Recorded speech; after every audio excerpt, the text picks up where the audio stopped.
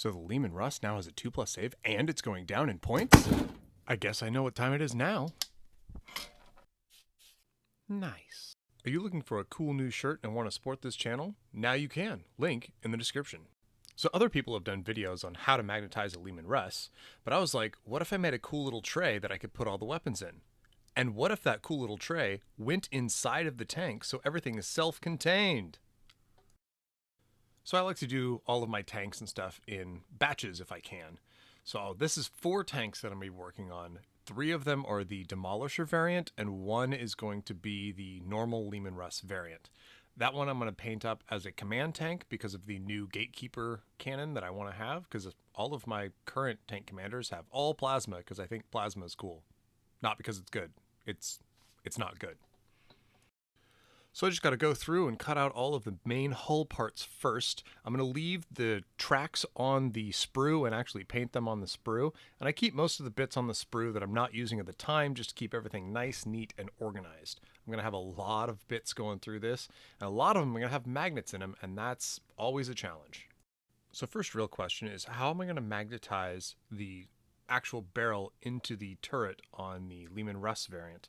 I kind of went with just a straight-on magnet because that way I don't have to worry about the barrel flopping down. Now you could do 2 side magnets that are decently strong and have it so you can still pivot the gun up and down, but I just went for simplicity's sake and magnet straight in. So I've built up some plastic hard and sprues little plate here that I can drill out and put a magnet into. So we're just going to set that aside and let that completely dry. And by the time I finish all of this, it'll definitely be completely dry. I have quite a few of these sponsons to drill out. Each one of these I have to drill out and put a magnet in. I've been using the 3D printed base that I have. There's a hole on the side plate where one of these is going to fit, and I've been using that to line up the holes to make sure they're all in the same place. Each one of these is kind of a slow process. These drills aren't really great at drilling out plastic. We'll get to that later. But this process kind of needs to be done, and I'm really doing every single possible option for these tanks because I don't know what the new codex is going to have, and I kind of want these tanks to be able to fit whatever role I want. I already have a ton painted that are all glued with no magnets, so these are going to kind of be my filling points tanks. So I mentioned how I lined up the magnet hole on all of the sponson weapons. Now to actually do the sponson holder, I don't know, whatever this little turny part's called, what I'm doing is I'm actually going to put these in and drop a magnet onto the back of it, and that magnet's going to hold the other magnet in place.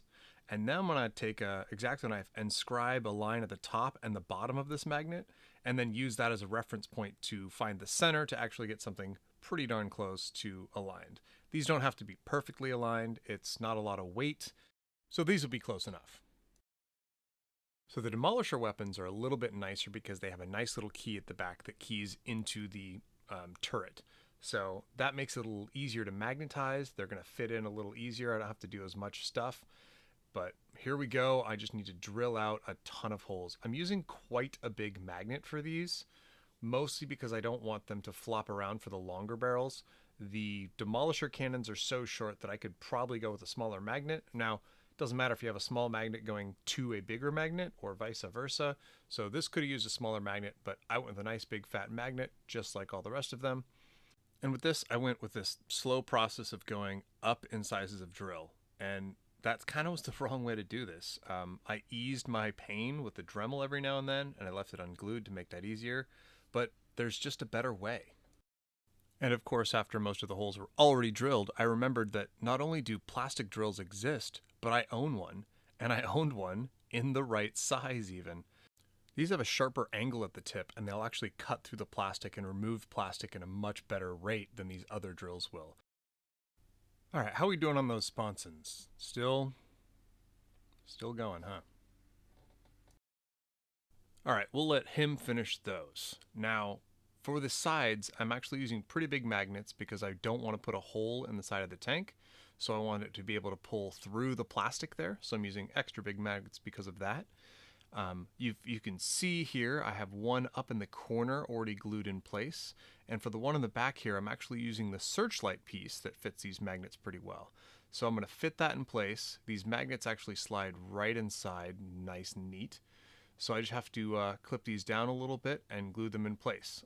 You want to be careful with big magnets like this because they will snap together and break and cause shards and just bad things to happen. So you definitely want to make sure you let all of this plastic glue dry before you glue magnets into it. So here's another interesting challenge. I have a bunch of magnets here, and I want to glue these magnets into the sponson sides here. But there's already a magnet in the front to pull the actual gun in. So I'm going to take the big magnet here, and I'm going to use these other magnets to actually guide it into place. Now, sometimes it'll get stuck a little bit. The other thing I'm doing is these smaller magnets I'm actually using one of these smaller magnets to offset the distance to push the big magnet closer to where it's going to attach to the tank. So that's what it's going to end up looking like. So I'm checking exactly where I want it, and once I've figured out where I want it, I'm going to pour some glue on top. I ended up super gluing these in place, and then I left a magnet there to kind of hold it in place while the super glue dried. And once the super glue was completely dry, I followed up and coated everything in some epoxy just to make sure that it stays there. So let's get to this storage plate. So I've already drilled out holes and put magnets in for the main guns. This little row where the sponson weapons goes, I'm actually going to take a piece of steel and glue it to the bottom, and that way all of the magnets can connect to that. And then I'm actually going to put a magnet in the bottom of the tank so that the whole plate is actually held in position with that steel plate again. So with some templates drawn out, I'm going to just trace these onto some steel. Accuracy doesn't matter too much here, but I do want to limit the amount of cuts that I'm going to do because this is going to be done with just a jeweler's saw. I went ahead and I deburred all of these little plates, and now I'm just doing a final fit to make sure that it doesn't hang off any of the side because it is kind of a tight fit inside that tank.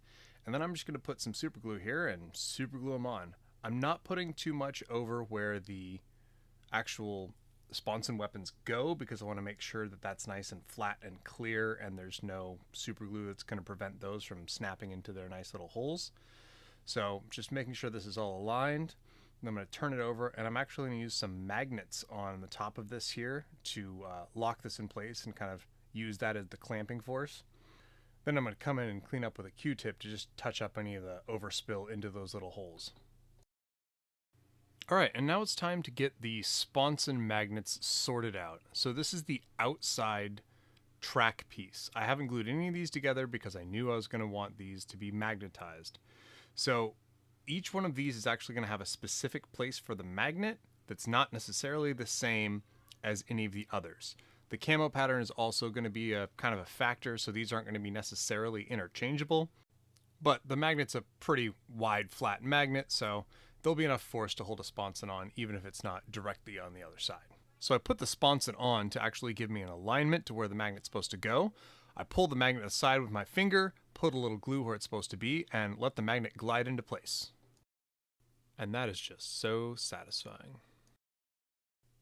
And then, of course, I put the side of the tank on and did basically the same process to get all these magnets lined up so I can actually pull off the side of the tank and get into the inside for all of the fancy little bits. So now I'm going to set up to get a hole in the bottom of all of these so I can go ahead and put a magnet there to hold my whole tray in place. And at this point, I actually remembered I do have a plastic drill, so we're going to use that for this. And even though I am going to use the plastic drill, I am going to drill a pilot hole just to make sure that the drill doesn't dance around while I'm trying to drill these holes. So now I'm going to go through and put a magnet in the bottom of each one of these tanks. These magnets are just about the same thickness as the tank body anyway. I'm going to try to make sure that it's flush from the inside. I'm going to cover the bottom with a little bit of super glue here, and when that's dry, I'm actually going to come back with epoxy to solidify that in place. So now it's time to epoxy all of these in place. I'm going to use some 2-ton epoxy because it has a longer working time, and all of these are already super glued, so the magnets are stuck in place, so I'm just looking to solidify them in place. Keeping everything at an angle where the epoxy is actually going to settle correctly and far enough apart that they won't snap together is important. Now that all the structural work and magnets are all in, it's time to go through and put all of these detailing bits on.